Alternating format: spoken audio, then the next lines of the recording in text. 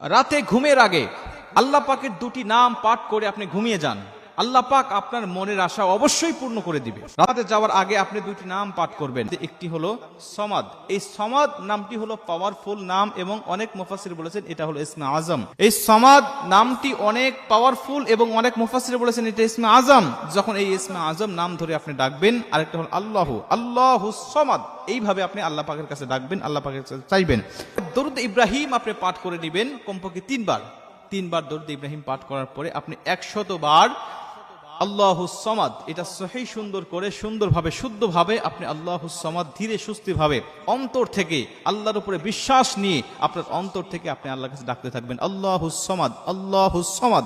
এইভাবে ডাকবেন 100 বার এবং 101 বার পূর্ণ করার জন্য লাস্টে আপনি সূরাতুল ইখলাস পুরোটাই পাঠ করবেন। আরেকবার দরুদ পাঠ করবেন অথবা আর 3 বার দরুদ পাঠ করবেন। ঘুমের যে দোয়াটা আছে